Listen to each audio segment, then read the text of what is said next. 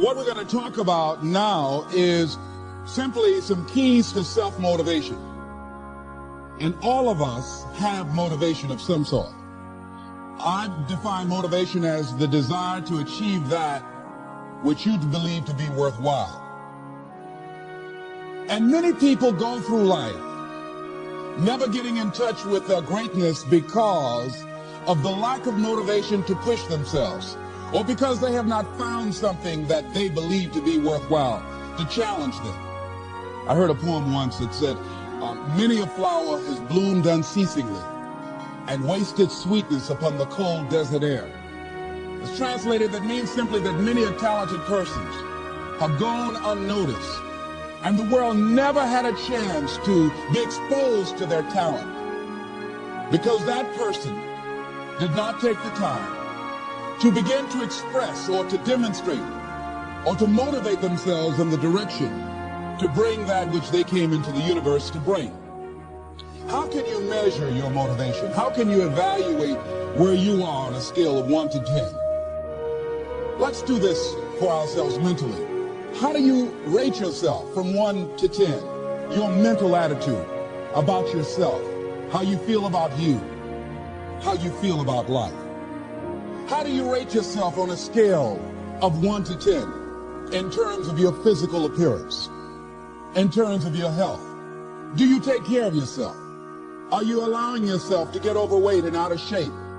Are you conscious of your health? Are you watching the food that you take into your body? Do you make a deliberate effort to exercise? You know, it was George Burns who said, we cannot help getting older, but we don't have to get old. And many of us get old before our time because we don't take time to take care of ourselves. Your environment is a very good indicator.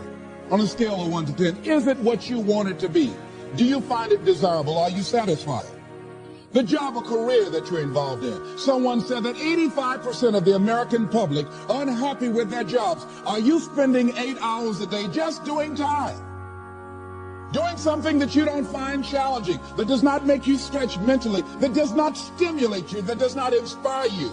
Something that you don't find a sense of fulfillment in it. If you're doing that day in and day out, it has to affect how you feel about yourself, your level of motivation. Your relationships. What kind of impact is it having on your life? Is it nourishing or is it a toxic relationship? Does it drain you or does it build you up? Ask yourself that. How motivated are you to do something about it? Your contribution, your actions. What are you giving? Many people will leave the universe without a trace. No one will know they were here. In fact, under their name, we could put under there, not used up. Will anybody know that you came this way? What contribution are you giving? What will you leave? What will be different because you came this way? Someone once said that life is our gift to us, that God has given us, and how we live our lives is our gift to God. What kind of gift are you formulating? Is this a gift that you like to take back and do something else before you turn it in? Think about that. What can we do? What are some of the keys that we can begin to use to motivate ourselves when our batteries run low? Because I don't care who you are, I don't care what you do, at some time you are going to get tired. And sometimes you're going to get in a rut. Seem like nothing you do works out right. And sometimes it just seems like you just don't have the wherewithal or the will to do anything. That sometimes you act like you're punch drunk. You're just wading through, like just doing time day in and day out, looking at non-discriminatory television, anything that's on, just looking. And depressed, feeling powerless, feeling useless, and bored. What do? How do you get yourself out of a rut? How do you, when you know you can do more than what you've been doing and you're not doing it and you're discontent with where you are, you get angry at yourself. How do you get out of that rut? How do you motivate yourself?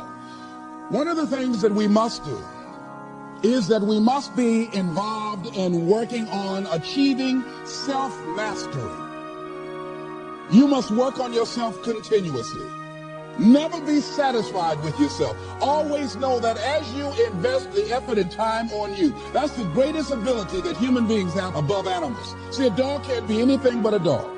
Tree can't be anything but a tree. Human being, you've got unlimited potential. You can put effort on you, and by concentrating on you and developing you, you can transform your life wherever you are right now. So you want to work on yourself. You want to read books that inspire you and motivate you. You want to listen to tapes over and over and over again. And I suggest that you listen to tapes when you first get up in the morning. You want to control the spirit of your day. When you first wake up in the morning, your mind is operating at 10.5 wave cycles per second. That's when the subconscious mind is most impressionable. Whatever you hear in the first 20 minutes when you wake up, that will affect the spirit of your day. When you listen to tapes, listen with relaxed belief. Believing that this can happen for you. And by listening to them, listen to them over and over and over again, and you will get a breakthrough.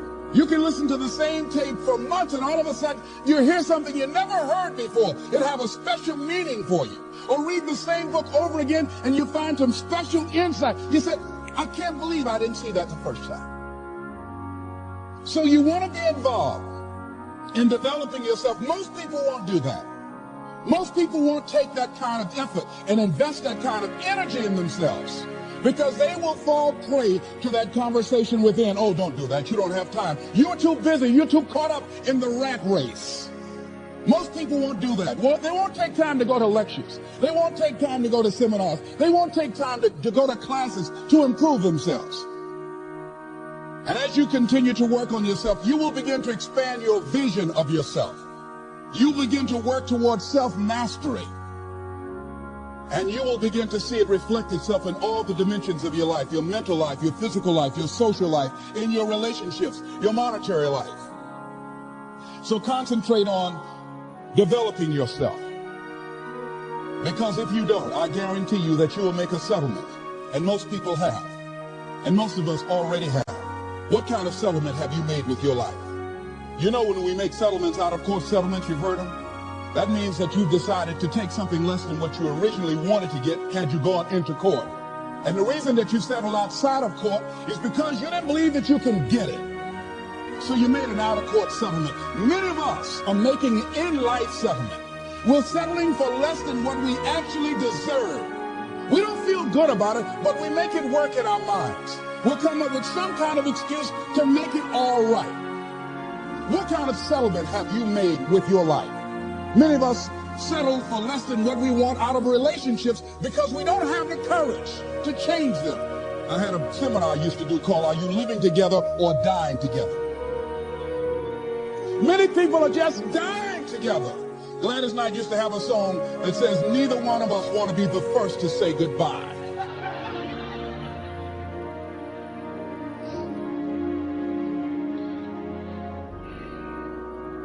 The next thing is, in order to begin to find some keys to self-motivation to drive yourself, in addition to working on yourself, and as you work on yourself, you feel good about yourself, and as you feel better about yourself, you treat yourself differently. Develop a health plan. See, you can't feel well and do well if you don't have good health. You can't perform if you don't have your health. Your health is valuable.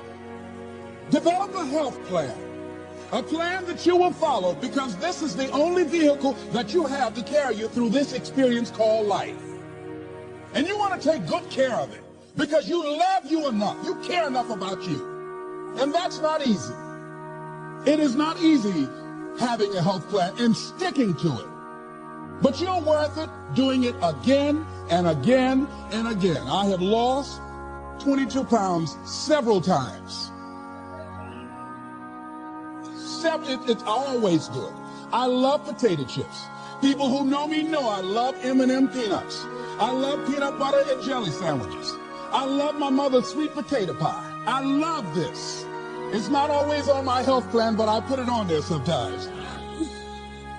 I said life is too short to go without sweet potato pie. If I go tonight, I want you to slip a slice of sweet potato pie in my casket. And watch the smile on my face.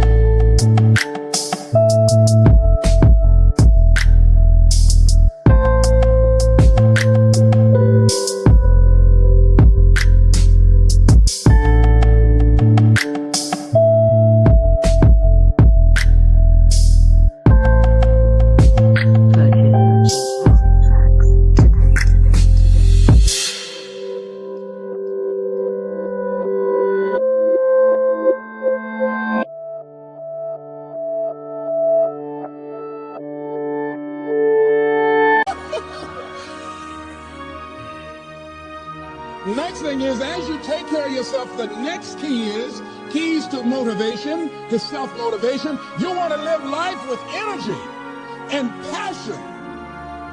You want to make a conscious effort to be lively. See, in life, you either saying hello or goodbye. You either on the way or in the way. Leave dead people alone. Some folks just walking around looking saying, how you doing, honey? Stay away from these people. Just go away from them. It affects you.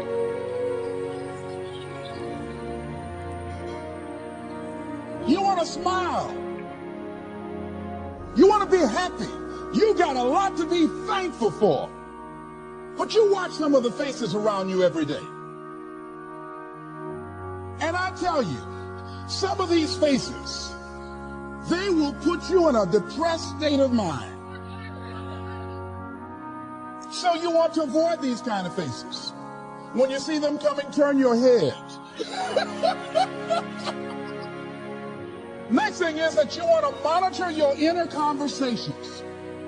The things that you say to yourself. You want to watch them, and in watching them, you want to take charge. A friend of mine told me this evening, and she did it excellently. She said, I didn't want to come tonight. I was feeling so depressed. And I said, I'm going anyhow. See, that was the conversation. Oh, you really don't feel like it. You really don't need to do it. You don't really need to read anything. Forget all that. That's that inner conversation. Oh, you don't need to worry about trying to go into your own business. Forget that. You can't do that. What if you lose everything you've got? That inner conversation that stops you from doing the things you want to do less, don't do that. How can you possibly think about being a motivational speaker? You don't have the contacts. You don't have the money. You don't know the right people. You're going to get up there and your mind's going to go blank. Forget all that. You remember that time you got up before some people and you panicked? You stood up and your mind sat down? Don't you remember? And I said, yes. And then I said, shut up. So you got to learn to stand up to yourself inside yourself and short circuit, override that conversation that's always going on. 85% of what that conversation will tell you is negative. It's negative. It will tell you you're tired when you really are not tired. It will tell you you can't do it. It will fill you with fear. So you've got to watch that conversation. And when you find it going on, you've got to stand up to it and say, I'm going to do this anyhow. I'm afraid, but I'm afraid not to do it. And I'm not going to let you stop me. The biggest challenge that you will have in life is you. There's an old African proverb that says, if there's no enemy within, the enemy outside can do us no harm. The next thing that is a key to self-motivation is that you've got to ask yourself, what do I want out of life? What do you want out of life? What do you want out of a job? What do you want out of a career? What do you want out of a relationship? What do you want? What gives you your life? How will you know when you got it? What will make you happy? You need to know. You need to start asking yourself some questions. What do I really, really, truly want? You need to be exact about that. Don't be vague. Oh, I just want to be happy. That's too vague. What will make you happy? How will you know when you got it?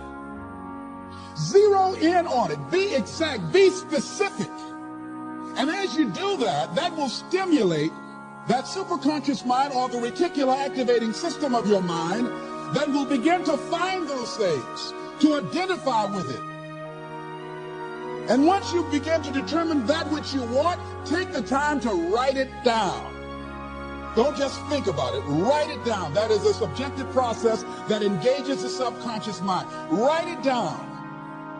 Once you write it down, read it 3 times a day, morning, noon,